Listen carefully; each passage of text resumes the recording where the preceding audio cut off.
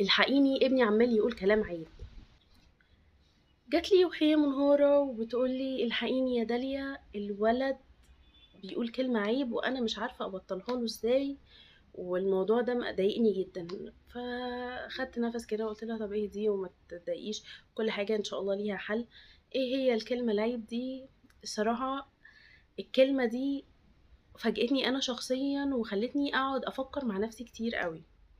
ايه هي الكلمة؟ هي كلمة لأ. كلمة لأ اللي احنا اتربينا فعلا احنا عيب نقول للماما، عيب نقول للبابا لأ. سكت كده وسألتها وسألت نفسي قبل ما أسألها، هل احنا بعد ما كبرنا واحنا بنقول حاضر وما بنقولش لأ علشان لأ عيب، بقت غايتنا إرضاء الناس ومش مهم اللي احنا حاسينه؟ الإجابة كانت مني ومنها ولا حتى عمرنا كان عندنا حدود واضحة، لأننا عمرنا ما قلنا أنا مش مرتاحة أنا مش عايزة. فبالتالي إن إحنا بنلاقي صعوبة بالغة جدا في إننا نرفض طلب، نرفض وضع، نرفض إساءة. وبالتالي برضو الواحد بيبدأ يشك في نفسه، يبدأ يشك في أحاسيسه في مشاعره، يبقى خايف ياخد قرار لا يغلط. طب هل يا صاحبتي انت كنتي اكتر عرضة للاستغلال؟ الإجابة لأنك كنتي صعب تقولي لأ، لأنك بتخافي اللي قدامك يزعل، وكانت كلمة لأ بالنسبة لك عيب وغلط.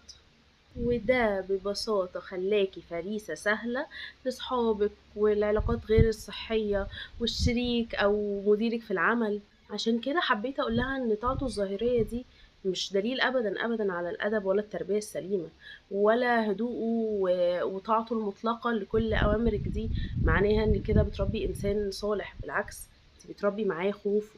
وحبيت بس أوضح لها إن في فرق بين طفل مؤدب وطفل مكسور، واديتها مثال بسيط كده ان انتوا دلوقتي جالكوا ضيوف خبطوا عليكوا عايزين يقعدوا معاكوا شويه، فانتي روحتي يلا يا حبيبي تعالى سلم على انكل، تعالى سلم على طنط. لا يا ماما انا مش عايزه اقوم. يعني ايه مش عايز تقوم؟ لا انت هتقوم دلوقتي، ودي قله ادب وما ينفعش تقول لماما لا، وانا مش خارجه الا لما تخرج معايا دلوقتي.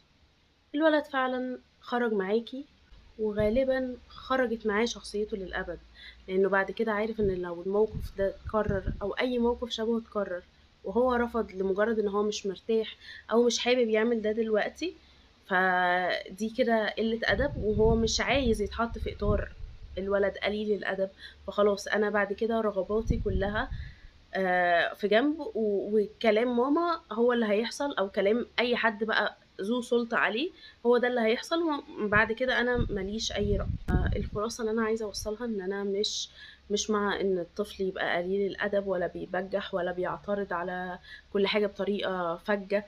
بس اللي انا عايزة اقوله ان انا عايزة اربيه طفل سوي، بيفهم، بيعترض باحترام، ويطيع وهو مقتنع، لأن الطاعة من غير فهم ولا اقتناع بتكسر الشخصية.